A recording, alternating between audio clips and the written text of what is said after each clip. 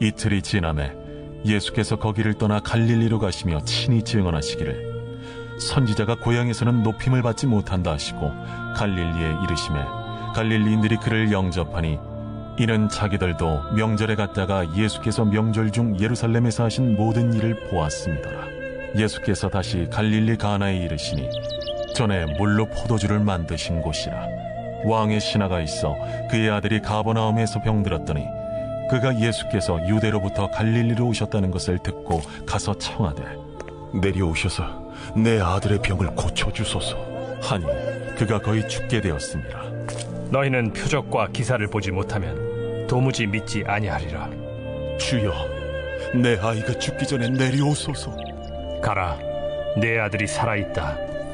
그 사람이 예수께서 하신 말씀을 믿고 가더니 내려가는 길에서 그 종들이 오다가 만나서 아이가 살았다. 하거늘 그 낳기 시작한 때를 물은즉 어제 7시에 열기가 떨어졌나이다. 그의 아버지가 예수께서 내 아들이 살아있다 말씀하신 그때인 줄 알고 자기와 그 온 집안이 다 믿으니라. 이것은 예수께서 유대에서 갈릴리로 오신 후에 행하신 두 번째 표적이니라.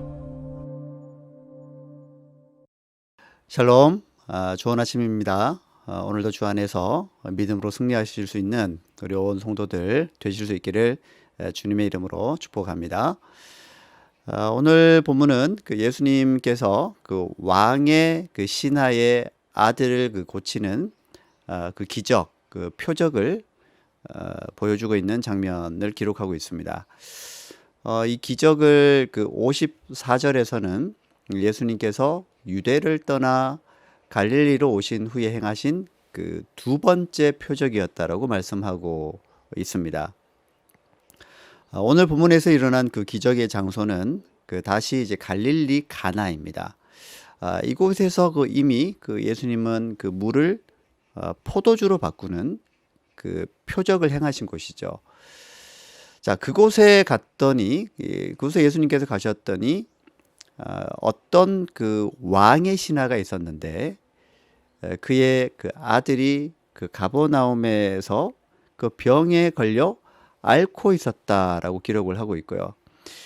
그 이 왕의 그 신하가 예수님을 만나고자 이곳 그 가나까지 찾아온 겁니다. 가나와 이 가버나움 사이의 거리가 대략 한 34km, 35km 정도로 이렇게 추산하고 있습니다. 자, 보십시오. 그 당시에 30km가 넘는 거리는 굉장히 먼 거리죠. 그런데 왕의 신하가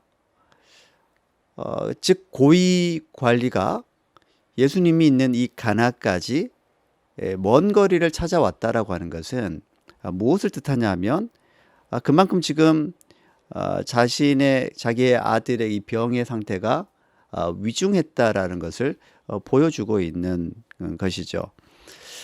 이 위태로운 상태에 있는 아들을 위해서 아버지로서 할 수 있는 조치는 아마 그동안에 다 해봤을 겁니다. 그러나 속수무책이었죠. 그래서 그는 사람들에게 떠돌고 있는 그 소문들을 이제 듣고 기적을 베푸실 것 같은 예수님을 찾아서 이렇게 이제 먼 길을 이제 오게 된 것입니다. 사실 이것 또한 얼마나 큰 은혜인지 모릅니다.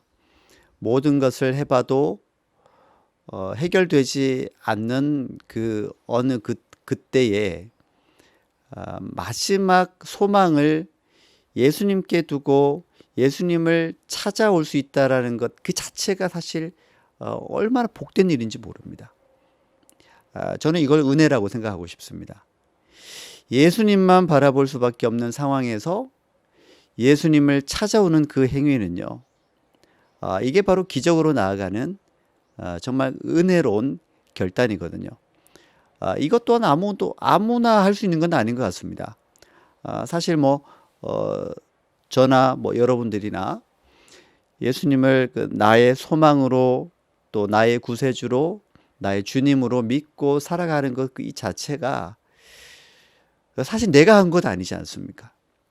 내가 결단했다고 하지만 내가 믿은 것 같지만 사실은 그렇게 믿을 수 있도록 해주신 이가 누구냐를 돌아보면 우리가 지금 믿음을 가지고 살아가고 있는 이 자체가 정말 기적이라고 하는 것입니다. 이게 은혜라고 하는 것이고요. 그래서 이걸 우리는 한시도 잊지 말고 살아가야겠다라고 저는 여러분들에게 말씀드리고 싶은 겁니다. 47절에 보면 이 왕의 신하가 예수님에게 이제 이렇게 간청을 합니다. 내려오셔서 내 아들을 고쳐 주십시오. 그러니까 그 가버나움까지 가서 내 아들을, 이 죽어가는 아들을 고쳐 주십시오. 이렇게 간절하게 이렇게 요청을 하고 있습니다. 그 아들이 거의 죽게 된 상황이기 때문에 그렇습니다. 생사를 왔다 갔다 하기 때문에 한시가 급한 상황이라는 거죠. 그래서 49절에 다시 한번 간청합니다. 내 아이가 죽기 전에 내려와 주십시오. 자, 그때 예수님이 말씀하십니다. 같이 가겠다고 하는 말씀을 하지 않으셨습니다. 이 왕의 신하에게 내가 너와 함께 가겠다. 자, 어디냐 길을 안내해라. 이렇게 말씀하시는 게 아니라 예수님께서 그 왕의 신하에게 하시는 말씀이 이겁니다. 가라. 그러니까 너 혼자 가라 이겁니다. 가라. 너의 아들이 살아있다. 무슨 말이죠? 너의 아들이 살아났다.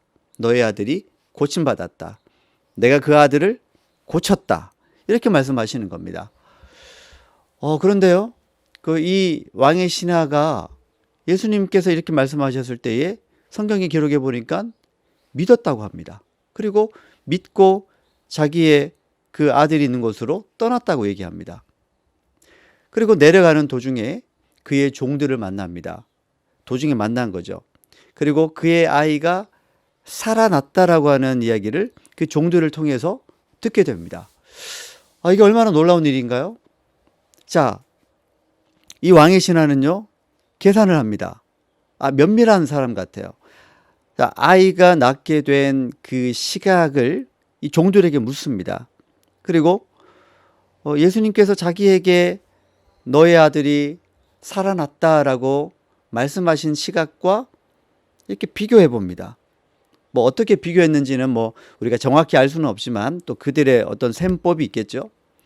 근데 가만히 계산을 해보니까 예수님이 자기의 아들이 살아났다, 살아있다라고 말씀하신 그 시각과 종들이 얘기한 그 자기의 아들이 살아난 그 시각이 놀랍게도 일치하다라는 겁니다. 자, 이 일로 인하여서 이 사람뿐만이 아니라 그 왕의 신하 이 사람뿐만 당사자뿐만이 아니라 그의 온 집안이 다 믿게 되었다라는 이야기가 오늘 이 이야기의 전체적인 줄거리입니다. 저는요, 이 이야기에서 등장하는 이 신하의 이 믿음이 참 놀랍습니다.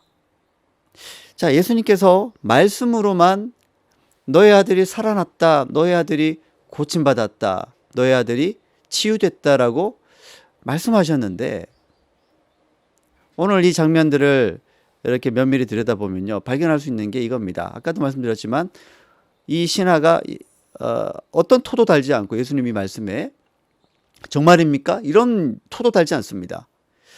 진짜 나았습니까? 그런 말도 하지 않습니다. 그냥 그 말씀을 믿고 자기 아들이 있는 곳으로 갔다라고 하는 것입니다. 이걸 보면 어쩌면 이 사람이 혹시 맹신자가 아닌가?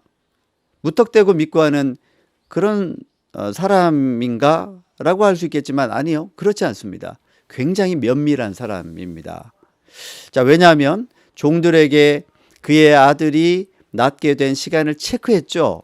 그 정도의 사람입니다. 그리고 예수님이 자기의 아들이 살아있다라고 말씀하신 시간과 자기의 아들이 실제로 낳은 시간이 일치했다라고 하는 것을 정확하게 찾아낸 사람이죠. 그만큼 면밀한 사람이고 치밀한 사람이거든요. 자, 이런 사실에 근거해서 근거하면, 즉 우리식으로 말하면 진리 안에서 말씀을 근거로 해서 예수님을 믿게 되어진 그러한 사람이라고 볼 수가 있습니다.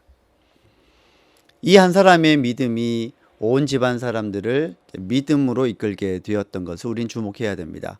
한 사람의 믿음이 한 집안, 그 집안의 사람들이 얼마인지는 우리는 알 수는 없지만 많은 사람들이 있지 않았겠습니까? 그 한 집안의 사람들을 다 믿음으로 이끌어내는 데에 지대한, 어떻게 보면 절대적인 영향을 미치게 되어졌다라는 겁니다. 자, 그러므로 저도 그렇고요, 여러분들도 그렇고, 우리 한 사람 한 사람이 지금 우리가 이 믿음 생활하고 있는 이 순간에 참 잘 믿어야 됩니다. 좋은 믿음, 선한 믿음, 또 진실한 믿음으로 살아가는 것 자체가 우리 집안 사람들의 믿음을 또 세우고 견고하게 하는 데에 아주 중요한 영향을 미친다라는 것을 알아야만 합니다.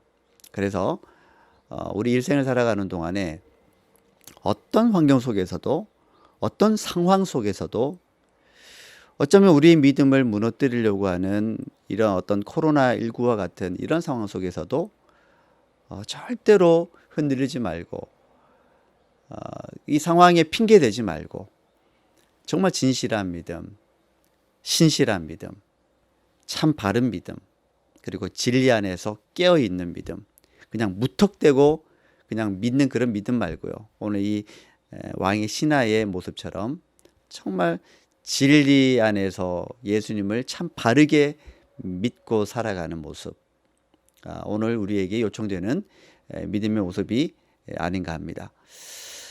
저와 여러분들이 일생 동안 살아가는 동안에 이 참 믿음, 바른 믿음 가지고 살아감으로 우리 신앙도 잘할 뿐만이 아니라 우리 주변에 있는 사람들에게도 좋은 선한 믿음의 영향력을 미치며 살아갈 수 있는 저와 여러분 되실 수 있기를 주님 이름으로 축복합니다. 기도하겠습니다.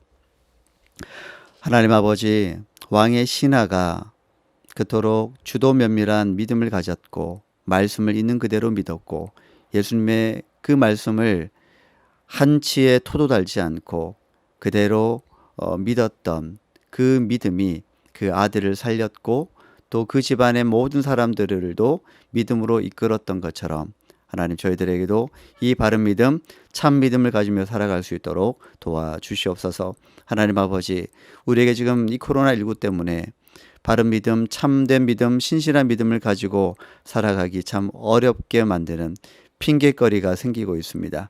하나님, 우리에게 힘을 주시고 우리에게 참된 믿음, 바른 믿음을 가지고 살아갈 수 있도록 도와주셔서 이 어려운 때에 우리가 더욱더 하나님께서 원하시는 참 믿음으로 우리가 살아가고 성장하고 많은 사람들에게도, 우리 이웃들에게도, 우리 집안 사람들에게도 귀한 믿음의 영향력을 미치며 살아갈 수 있는 은혜를 더하여 주시옵소서. 예수님의 이름으로 간절히 축복하며 기도드립니다. 아멘.